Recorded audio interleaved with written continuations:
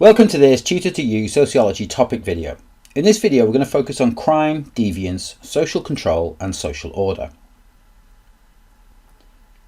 In the study of crime and deviance, it's important to note that both criminal and deviant behaviour are socially constructed. That is, they are dependent upon the social location in which the act occurs. Factors influencing whether or not something is criminal or deviant include time, age, gender, cultural norms and values. All of this means that crime and deviance are subjective. They depend upon social opinion, upon the norms and values of a society. Sociological theories often look to explain crime and deviance by examining the causes of crime, but this is not the only area that they look at. Sociologists also consider the impact of crime on the orderliness of society, the social order, and look to explain how those in power try to maintain social order through methods of social control. In this video, we're going to take a brief overview of how each of the main sociological approaches view crime, deviance, social order and social control in society. Functionalists are one of the earliest group of sociologists to examine the function of crime and deviance in society and how it impacts on the social order and how society controls people's behaviours. They argue that social order and social control are maintained through adherence to the collective conscience of society, that is, society's moral code about what is right and wrong. Durkheim focused on the impacts of crime on the established social order and suggested that crime has both positive and negative impacts on social order and social control. And we'll examine Durkheim's functions of crime and deviance in our next video. Another functionalist, Merton, suggests that it is the existing social order that causes crime. Society is unequal, yet social structures expect people to conform to an idealised set of norms and values. While Hershey, a later functionalist, explained the role of social control in preventing deviant behaviour, arguing that those less integrated into society are more likely to become criminal. Subcultural theories of crime and deviance mostly fall under the broader banner of functionalism, particularly given the role that they assign to socialisation in the process of deviant activities.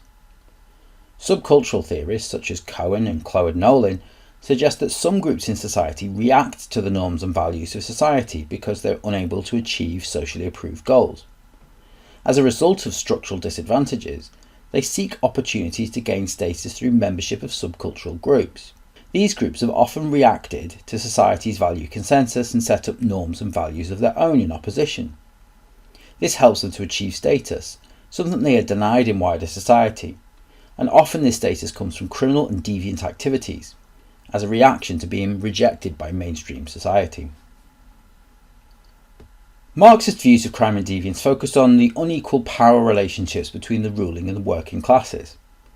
Traditional Marxists will suggest that the ruling class use their power to exert control over the working classes through ideology and through physical force, what Althuser referred to as the ideological and repressive state apparatuses. Alongside these controls, the ruling class will ignore the crimes of the powerful and have excessive focus on the crimes of the powerless, often through using other institutions such as the media, religion and family to centre on disciplining the working class. Neo-Marxists suggest that individuals often develop a form of agency in response to the excessive controls of the ruling class, and that this results in criminal behaviours that are a form of resistance against the exploitation and oppression they face. Marxists also suggest that the ruling class use punishment as a form of control over the masses, in the hope that excessive punishment will reinforce social order.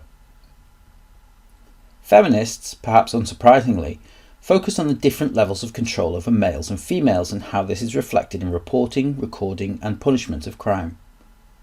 Both Heidenson and Carlin suggest that women are subjected to social controls that limit their opportunities to commit crime, and are effectively policed through informal controls on their behaviour in society, which constrains them. Others, such as Adler, suggest that controls on women are diminishing, and suggests that this has led to increased female criminality. Interactionists see crime as a result of the interactions between individuals. They also suggest that deviance is not defined by the individual, but by wider society, particularly agencies such as media, religion, education and family. They also suggest that the media is used as a form of social control over deviant behaviours, often amplifying petty offences and generating moral panics and folk devils, usually portraying the underdogs of society in a negative light. Interactionists also focus on the process of labelling as a form of social control, leading to social isolation for those labelled as criminal or deviant, which forces them to obtain status from others that have also been marginalised. And finally, realist theories. Now, realist theories see crime as a serious problem in society and one that requires realistic solutions. Closely associated with different political ideologies on the left and right realists both advocate means to solve crime. However, they differ drastically in their approaches to this. Right realists focus on controlling individuals through time, social spaces, and indeed personal freedoms.